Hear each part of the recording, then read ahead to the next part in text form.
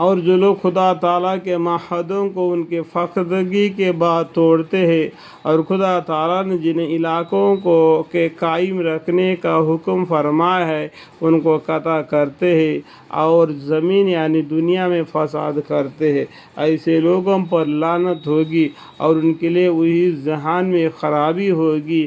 اللہ جس کو چاہے رزق زیادہ دیتا ہے اور تنگی کر دیتا ہے، اور یہ کفار لوگ دنیا زندگی پر اتراتے ہیں۔ یہ دنیا کا زندگی میں جو کچھ بھی دیا ہے اللہ کے طرف سے ملا ہے، اس کے اندر کالر اٹھانے کی ضرورت نہیں، اس کا بھی حساب تم سے لے گا۔ ثم لتسألن یومئذ عن النعیم۔ اور یہ دنیا کی زندگی آخرت کے مقابلے میں بدل ایک متاع قلیل اور کچھ بھی نہیں۔ آخرت کی زندگی بہت لمبی زندگی ہے، وہاں کا ایک دن اس دنیا میں 1000 سال کے برابر ہے۔ اسے اندازہ لگاؤ، اتنا قلیل دنیا کی زندگی ہے اور اتنا تھوڑی سی وقت میں، تھوڑی سی مدت میں اللہ کی نافرمانی کر کے، اللہ کے ساتھ شریک کر کے اور گناہ میں مبتلا ہونا ایک نادانی ہے۔ اللہ تعالیٰ ہمیں اور آپ کو شرک سے اور غلط راستے سے چلنے سے ہمیں محفوظ فرمائے، آمین۔ اور یہ کافی لوگ کہتے ہیں کہ ان پر ہمارا فرمائش معجزوں میں سے کوئی معجزہ ان کے رب کی طرف سے کیوں نہیں نازل کیا گیا؟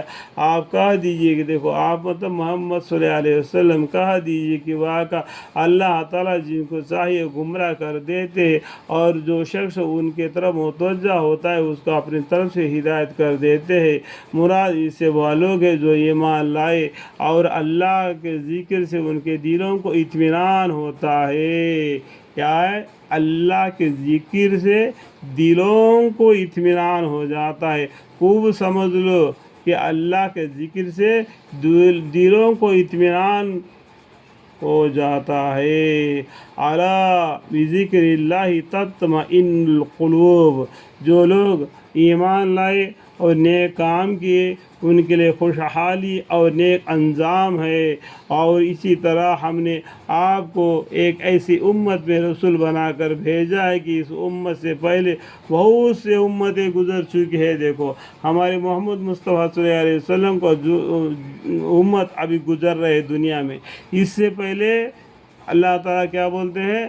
اس سے پہلے بہت سے امتیں گزر چکے ہیں، تاکہ آپ ان کو کتابیں پڑھ کر سنائے جو وحی کے ذریعہ قرآن نازل ہوئی ہے، یہ ان لوگوں کو پڑھ کر سنائے جو ہم مطلب دیکھو اللہ تعالیٰ نے آپ کے پاس وحی کے ذریعہ بھیج دی ہے۔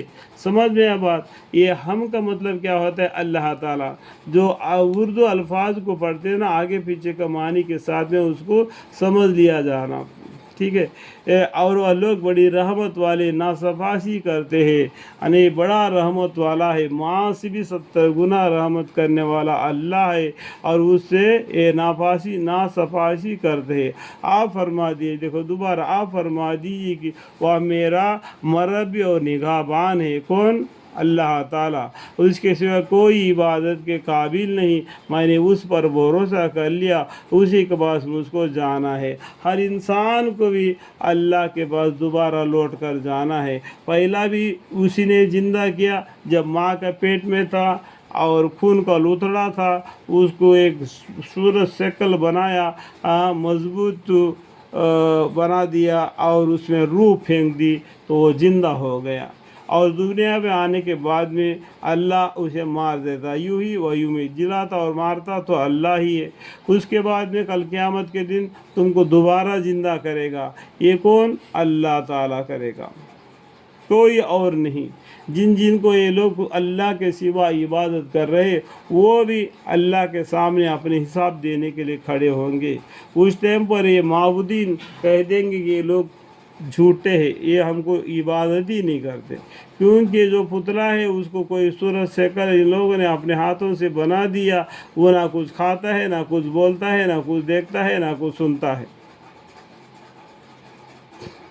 میں نے اس طریقے سے یہ لوگ اللہ کے ساتھ شرک کر کے مبتلا ہو رہے۔ اللہم اغفر لی۔ یعنی پیغمبر صلی اللہ علیہ وسلم کعب کیا بولتے ہیں، میں نے اس پر بھروسہ کر لیا، اسی کے بعد مجھ کو جانا ہے۔ الحمدللہ رب العالمین۔